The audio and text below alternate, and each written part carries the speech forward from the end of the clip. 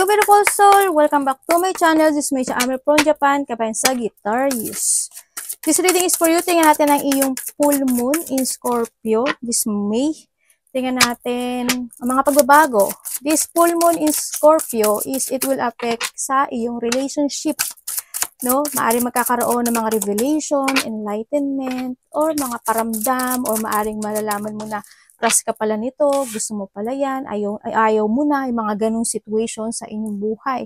Maaring sa kasama sa trabaho or sa karelasyon yan, no? Sa iba sa inyo. Maaring magkakaroon na ng mga enlightenment. Also, full moon in Scorpio is affect din siya sa iyong finances. This is sa power shifting when it comes to your finances, na sana is makuha natin ang malaking pagbabago when it comes sa iyong finances, ano? And also, 10 to 14. 10 to 14 is a open portal. Kaya sabi ko nga sa iyo, is a power shifting when it comes to finances, na maaring dun sa AIDA na yon, sa pagitan na yon, ay maaring may mga tao, o sana is energy nyo ang nakuha natin, ay may mga tao na pwedeng manalo or may mga achievement situation na maganap sa buhay nyo. O ano man siya, congrats, may mga wish come true na maaring makakamtan, no? Kaya congratulations sa inyo. Maaring kung ano yung mga plano nyo this time is maaring iyon is magkakaroon ng pagbabago, no? Yan, andito ka na sa sitwasyon when it comes to a water. Siguro, kasi andito rin si Star, is to fulfill your cups, or there's a happiness situation din ako nakikita sa'yo dito, no? Also, water is, wag kang mag-go to the flow. Sa nakikita ko dito, you need to trust to your intuition. May mga pagpaplano ako nakikita sa'yo. May mga also, getting some information or communication, no, sa iba sa inyo. Sa nakikita ko dito, makaka-receive kayo ng ganun. Andito na yung mga pag-iisip, mga paplanuhin ka na. Also, may kasi is a planning. So, if you plan this month, is andito na yung sitwasyon na maaaring you will receive by the June, ganyan, sa iba sa inyo, no? Also, this is the 1 and 5 kasi is you need to keep moving to reach your goal dito. Kasi we have the star. The star, tingnan mo siya, diba? Star din siya, diba? Kung ano yung mga plano mo, na this time siguro is pinupunan mo na yun, pinupunan mo na maaring ito is marireceive mo na. Congratulations dyan sa inyo, sa lahat sa inyo. Ito na yung pag-i-structure, no? Also, manifestation and structure a situation. Uy, congrats sa inyo, syempre, yung ba sa inyo is, maaaring kung nagkakaroon man kayo ng money block or you are being stuck when it comes to a financial, no? And dito you have the water and the water. Then sabi ko nga sa inyo is, medyo, we have the moon din kasi dito is, ano yung emotions. No? You need to reflect. Kumbaga, you need to reflect to start to create again. Pero, pag susunod-sunod ko yan, makukuha mo yun. Pero, tama yung plano mo. Huwag kang mag-doubt sa sarili mo, syempre. Diba? Kasi, yun yung makapagpapablock sa iyo. Diba sa inyo, siguro, ang trabaho nyo, or you have a business na related to a water. No? Sa iba sa inyo. And, syempre, nandito pa rin yung mask mo. Yan. Andito yung mga secret stash, safe, ba yan? Medyo, tama ba yun? Ingat ka sa mga pagnanakaw, pagnanakaw, mga mandaraya, yan. Sa nakikita ko dito, may mga tao na lilinglangin ka, no? May mga tao na magpapanggap. Ganyan. Siyempre, sa kabaitan nyo, magigib kayo, no? Yan. Siguro, andito yung ornament. When it comes to ornament kasi is, siguro hindi yung celebration, kung baga may mga extra, teka lang, sorry. Kung may mga extra money ka, siguro may mga celebration happening. Iba sa inyo, artista kayo, no? Pero there's an hidden potential, no? May mga unknown situation, siguro also, kasi ito yung full moon in Scorpio, ito na yung time na magkakaroon ka ng revelation. Malalaman mo na, kung sino yung mga tao na pwedeng niloloko ka, tao na nagpapanggap, ganyan. Ito na yun. O kaya, pagmamahal man yan, maaaring mararamdaman mo yung kanilang mga totoong kulay. Iba sa inyo is retailing, beauty, o kaya iba sa inyo is there's a retirement, no? Iba sa inyo assistant. May pig ka.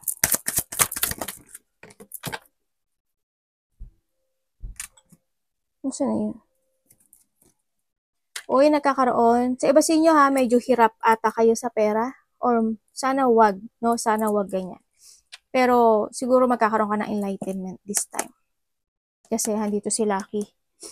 Sa nakikita ko dito. Andito rin yung sitwasyon na magkakaroon ng siguro a trouble. Ganyan. Trouble when it comes sa trabaho, sa karelasyon. Kasi sabi ko nga, a revelation, diba? Maano mo kung sino yung mga susuwag, yung mga taong gusto kang suwagin, ganyan, mga tao na mapagpanggap, ganyan, no? And nandito rin yung situation when it comes to your money, no? Ingatan niyo yung money mo. Maaring iba sa inyo is hindi kayo gaano nagpaplano in the future, ganyan, sa nakikita ko dito.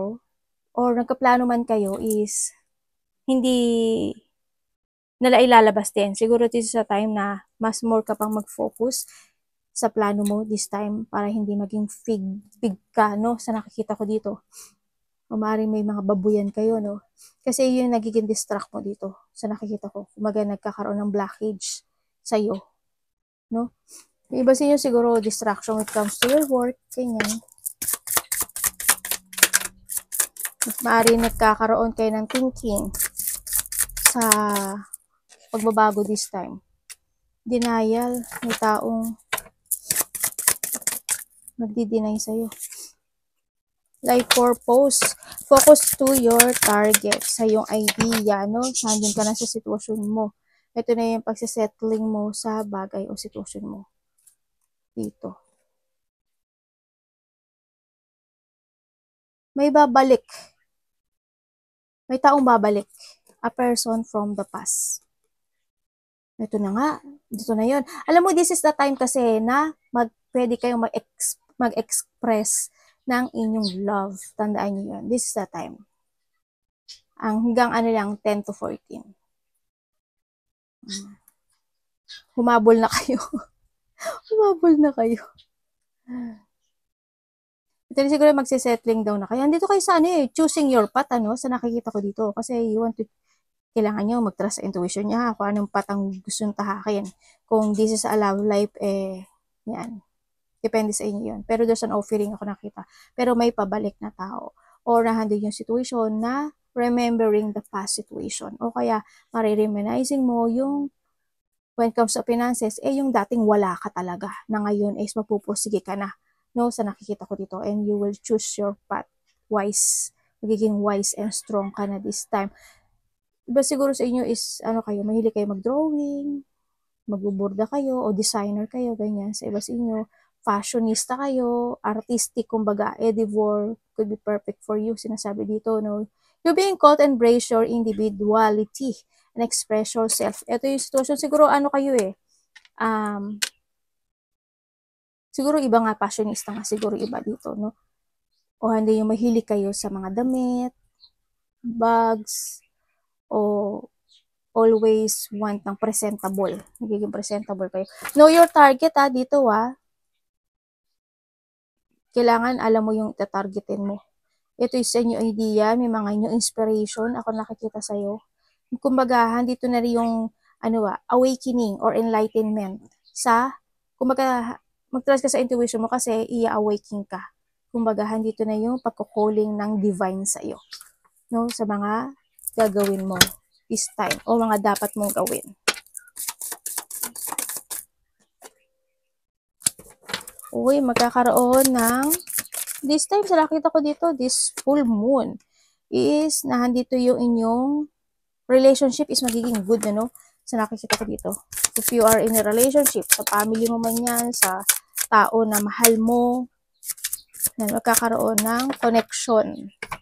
Mas maintindihan nyo yung isa't isa na kailangan magrespetuhan dito.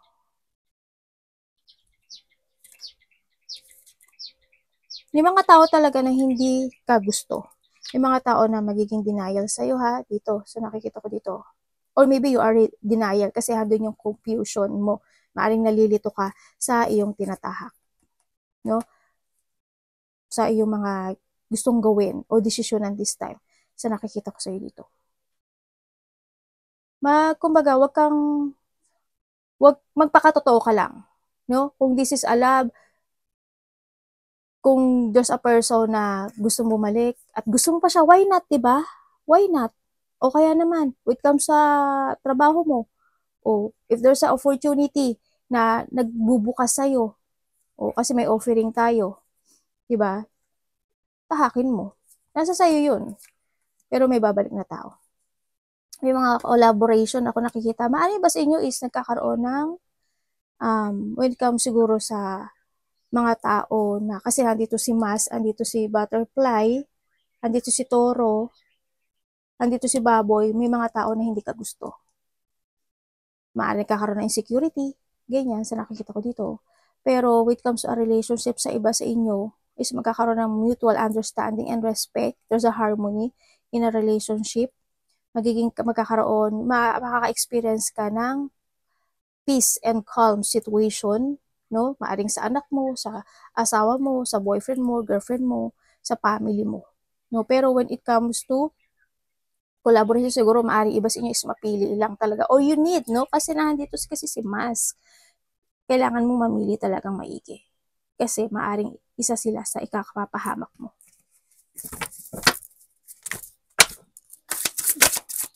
Ano pang pwede natin malaman sa iyo this full moon?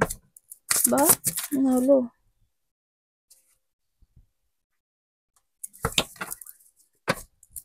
Congratulations, no? Sa nakikita ko sa iyo dito, magkakaroon ng malaking pagbabago when it comes sa iyo, no? Kung nagkakaroon ng mga struggle, problem, or a burden situation sa buhay mo, this time there's a renewal situation happen sa buhay mo, magkakaroon na ng development or magkakaroon na ng clarity sa mga bagay-bagay o sitwasyon mo sa buhay mo. Ando na yung sitwasyon na may mga wish come true ka na makakamtan this time sa nakikita ko dito. Andito na rin yung sitwasyon na mukhang mayroon kang sitwasyon na magiging maganda. Kasi ano ka ngayon? Magnetic energy mo ngayon, this full moon. Ang ganda. May travel ka? Nagiging magnetic ka ngayon. Ibig sabihin, may mga chances na kasiyahan ako na nakikita sa'yo. Andito na rin yung decision making mo, no? Sa nakikita ko dito. Tingnan ko ngayon si Emperor. Kung if you have a partner, yung partner mo is your soulmate. Or yung iba naman sa inyo is maaring makamit nyo na o makita nyo na this time. Kasi also, full moon in Scorpio is maaring iba sa inyo is maaring this time is makita nyo na yung inyong soulmate kung hindi nyo pa nakikita, no? Pero ang nakikita ko dito is maaring magkakaroon ka ng connection. Kasi this a calm situation. Kasi andito si Empress at si Emperor. Ibig sabihin, kung hindi mo pa yung iba dito, kung may partner ka na, soulmate mo yon, there's a connection. And also, kung hindi pa man din, no, sa nakikita ko dito, maaring handun yung pagtithinking ng isa sa inyo na sana is dumating na yung soulmate mo. Pero sa nakikita ko sa iyo, it comes to your finances is magiging maganda ang finances mo this time. Tingnan natin. Ano pong mangyari dito? Ano mangyari dito sa ano? Mag-success po.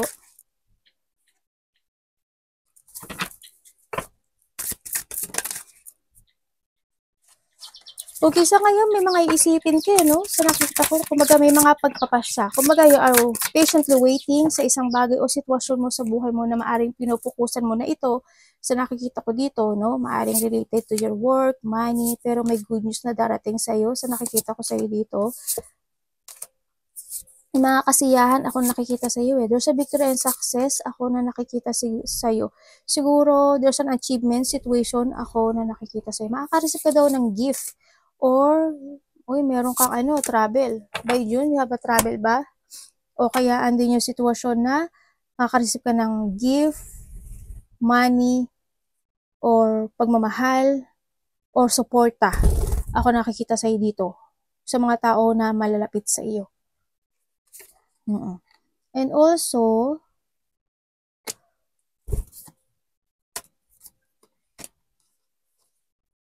may harmony ako nakikita sa iyo.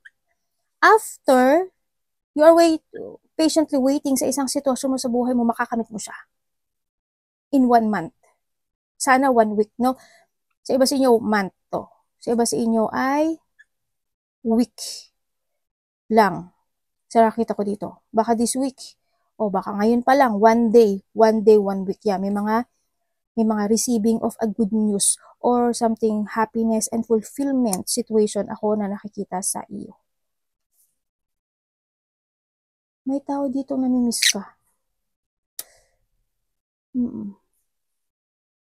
May tao dito na nagkaroon ng awakening, Nagkakaroon siya ng awakening. Sabi ko nga sa inyo this is the time na magkakaroon ng revelation sa iba sa inyo.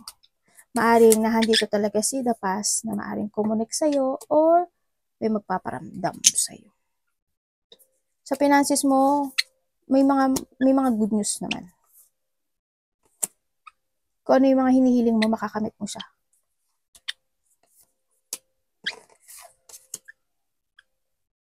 By September, magiging okay ang buhay mo. Mas lalong gagaang. Siguro September or October, yun ang nakikita ko sa'yo. Mas gagaang na siya. Kung medyo nahihirapan ka, this time, papunta ka na sa calmness situation ng buhay mo. Arigato namaste, God bless.